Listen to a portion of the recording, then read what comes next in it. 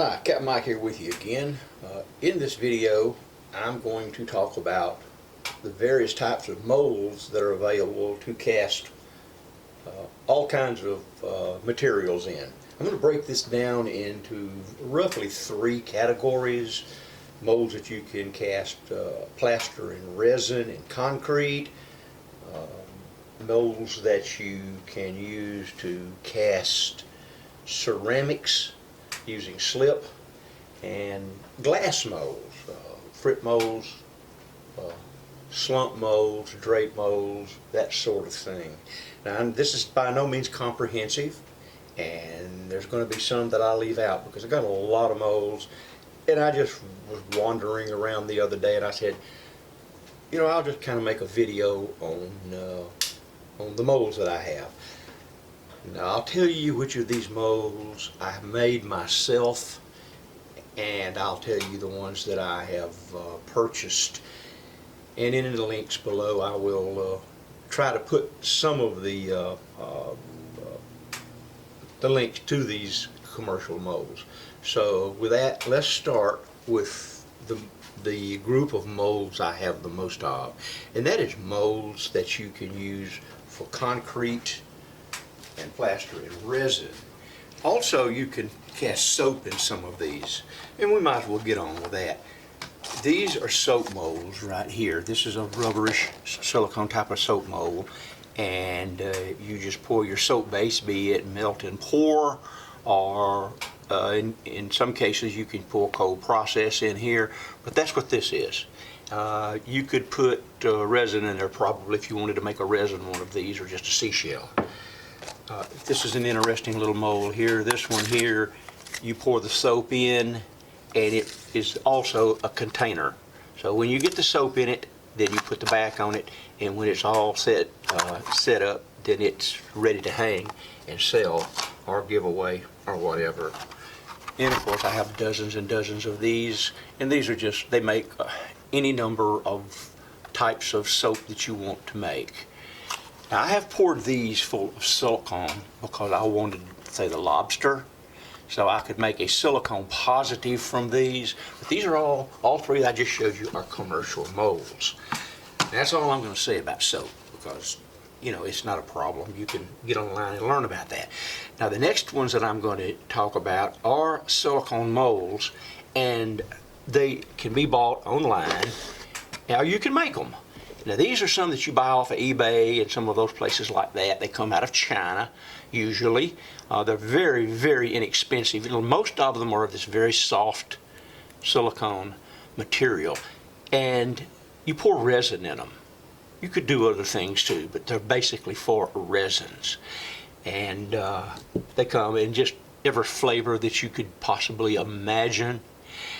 And this one is a 3D mold, and it's silicone of some sort, and you pour the material in here, and when you take it apart like that, then you get a 3D skull or an ice cube or whatever you want to do with it.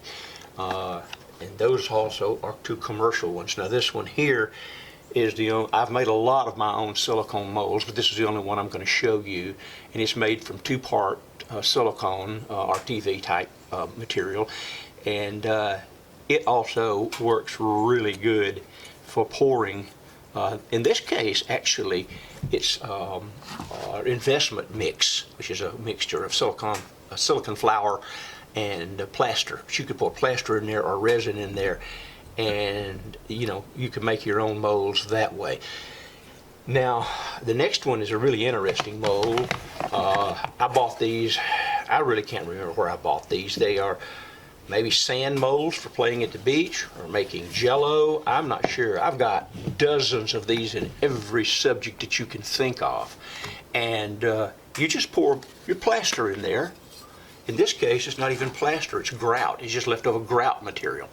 And you pour it in, let it set, it pops right out. And you can make all these wonderful things with those. You put plaster in, you cannot pour resin in these. The resin will be there forever. So don't try to do resin in those. Now, the next one that I'm going to show you is just a standard concrete mold. I have lots and lots of these too. In fact, I guess I've done more concrete casting and plaster casting in this type of a mold right here. This one just happens to be a Buddha. I've got them from this size down to real small ones up to great, huge, big ones that I use. You just pour your concrete in them. You put your little bent piece of wire in here for something to hang it. You slide it in the concrete while it is wet. And when it is dry, you pop it out. And of course, when you buy these, this is a commercial mold, and it came from Ghost Statue off of eBay. And you have to build your little holder for it, but that's not a problem. So that's a concrete mold. You can also put plaster in it if you wanted to. Now, this mold here came from Hobby Lobby, and this was an interesting. This one, I'm not really sure whether it was designed to pour acrylics in. I mean, not acrylics, excuse me, resins. I would check before I poured any in it, but it is a different kind of material.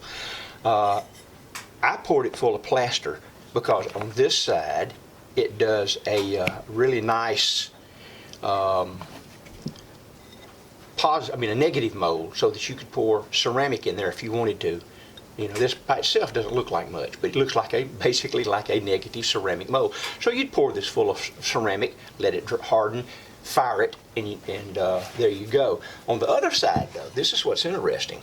If you pour this one full of plaster, then or investment mix, whichever you want to do, it comes out with a positive, and you can, hang it on a wall. It'll be just like a little owl with the big eyes. And so that's a commercial mold also. Now, this mold right here, I'll start with this one, okay? This is a little different. We'll get it off the table. This is a mold that I made, and the other mold I showed you, this one right here, these are made by a process called vacuum processing, where they have a positive of some sort. I don't know what kind, but they'll lay one with the positive down, a piece of plastic on top, and the plastic, once it is heated and vacuum sucked down on it, it gets the shape. So once upon a time, I had to have a vacuum machine, so I made me one. It's been long since disassembled. I may build another one, but with that, I made this little mold right here. This was an owl not this particular one, of course, but I picked it up, made out of similar material at a yard sale, and I said, I like that owl.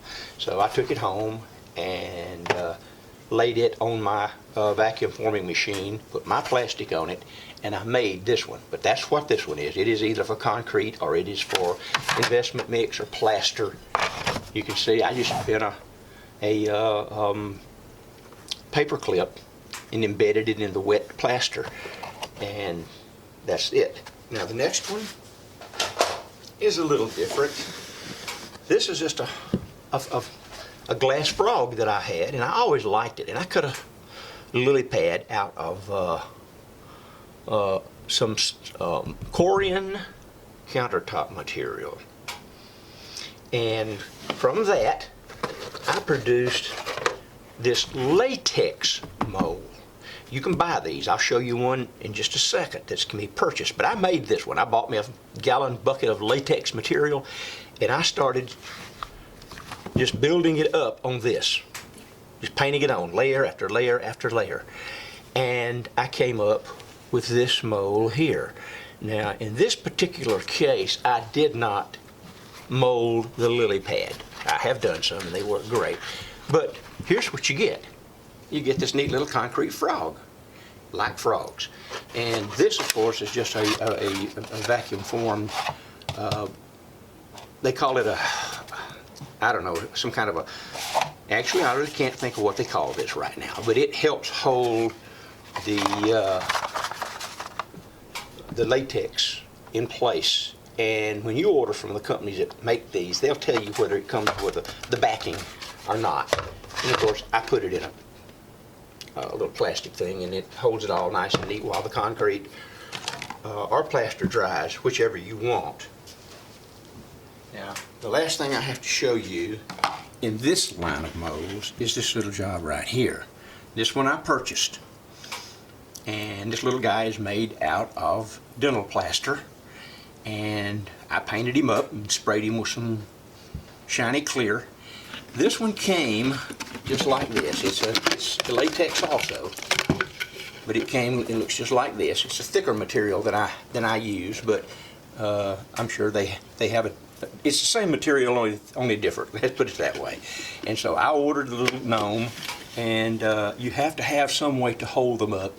So I took a plastic can, and in this case that pretzels came in, took the top and cut a hole in it so I can drop the little guy through and fill it full of whatever medium of my choice, plaster or concrete. I've done both. You cannot use, you can use resin in these. You can use resin and latex. So you could be concrete, resin, or it could be investment mix, you know, plaster, stuff like that. So that sort of sums up my, that first group of molds. Next we're going to talk about molds that you use for ceramics. So we have this one here. I have tons of these, but I'm just not going to get them all out. I'm just going to kind of show you the basic kinds. All right, this one here is a mold I made by making myself through some other type of mold a silicone dragonfly, and then I ended up making this mold here, and it's out of plaster. And they have to be out of plaster if you're going to do ceramics, because the plaster absorbs the moisture from your slip, and you pour it full of slip and let it dry. You'll pour out the excess. It'll form this shell just like you see here, and then once it's formed, you can bisque it to a ceramic state, and then you can do the coloring on it. You can glaze it. Now this was one I made. Originally this was a two-piece mold that had a kind of a round-shaped bowl, if you will, or jug or whatever, and I wore it out. So I went ahead and started using it to cast bowls, and you see it's kind of loose in here, but the reason for that is every time you fire it, it dries, it shrinks. In fact, that's why you can get it out of the plaster mold. It shrinks a little. Then after you fire it to bisque, it shrinks a little, and then it shrinks more when you fire it to glaze. But that's a homemade one, and they're very, very easy to make, and if I think I have a video on here for that, but if I don't, I'll do one. And this one is a commercial two-piece, and you make these little lizards with it, and they come in all types: snakes, lizards, frogs, turtles, all kinds of things. And as you can see, it is a two-piece mold. It also is made of plaster, and all you can do is clay molding in it. It doesn't work for anything else. But you'll put this thing together, these two parts, and then you'll wrap big rubber bands around it. You'll pour your slip in here, and after it sits the appropriate amount of time, you turn it upside down, dump out the extra slip, and then you let it sit for a while longer. Then you can unmold it and cut the flash off, and you have your ceramics to be bisqued and to be colored and fired. Now there's a lot more to these ceramic type molds than this. In fact, there's one that's called a sprig mold, which looks similar to this, only it's shallower, and you push moist clay in it to get the images, but that's not a big deal. Like I said, this is not comprehensive. This is just the ones I use the most. And then we have glass molds. Glass molds come in all flavors that you can think of, and I am not going to be able to cover them all either. I will tell you which of these I made and which of these I bought, and in fact I don't know that any of these I made. We'll just have to see. Yes, I have one or two here that I made. They just keep on getting more and more. Let me get them all out here so we can go through them right quick, and then we will be through with this video. Alrighty, here are the major ones that I use. We'll start with this one right here. and I can put it away. This is the mold that I call my whoop-de-doo mold. It is simply made from a slab of rolled clay that I put over this little nasty looking thing right here, and then I just roll the clay down in between them, and then when it's dried I fire it, and it looks like this. Okay, and it makes a nice little whoop-de-doo thing. And should have got one out, but I didn't, did I? Okay, the next one we have is what's called a texture mold. I have these in all kinds of sizes, and I'm in the process of making my own texture molds. I have one rather long video on how to make these, but I've since revised how I do it, so when I'm through with the experiments, I'll make another one. This is called a texture mold. You just simply lay a piece of glass on top of it, and you fire it to whatever slump temperature you desire, and it makes a nice little hanger. I put holes in it and I hang them up. The next one is a frit mold. Now, frit molds come in all kinds of designs. Now, frit molds, if you don't know what frit is, it's crushed glass. And you take the crushed glass and you pour it into your mold. You can mix colors like this. I put, dark red in the middle, and I put, yellow on top. And you have to stick way more frit in these things than you think you need. If you don't, you see it doesn't come out exactly right. But it's fine. You'll experiment, you'll get that. This one is a dragonfly. Same business. Okay, same business. You just add it however you want it, get as artsy as you want. You fire it to a full fuse or whatever that your temperature your kiln says it works best at, and it makes good little creatures. Now, the two I just showed you were two that I purchased, and this one though is a daisy, and I made it. And how I made this was simply to produce myself a silicone positive of this, laid it down in a bowl, covered it with plaster, and back and forth until I got it the way I wanted. This one's broke, but it's okay. It still works. But you'll put your frit in here and fire it, and just like I explained before, you've got yourself a glass mold that makes a sunflower. This is called a drape mold. And what do you want to do with this? I don't know. I've never found any real great use for this type of stuff on this particular mold, which is a commercial mold. But it makes really great ones. I guess you can make a flower or a mushroom or something. There's endless things that you can do with them, but that's a drape mold. This is also a drape mold, but this one's just a little bit more interesting because you can go out and experiment. And this drape mold is made from a stainless steel cup I picked up at Goodwill, and I coated it with some unique glass separator, and I took this is a piece of 1/4 inch float glass that I put some stringers on, put it in the kiln, boom, and it works out really great. So that's a type of drape mold too, and just made from nothing but what I picked up at Goodwill. This is called a slump mold, and these are typically what people do. And this one is commercial, and you get yourself a piece of square glass. In this case, this is just 3mm float glass, and I put stringers in it. You make it just the exact size of this, and you fire it, and it slumps down into the mold, and it makes an interesting little tray. And the last one that I'm going to show you, there are many more, but this covers roughly everything that I do on a regular basis. This one here is also made from float glass. I use a lot of float glass. This particular mold here come from Goodwill also. You can see around the edges where it's still, it had the paint from the store is still on it, or the paint from it where it was made. But this is a Goodwill, just a dish.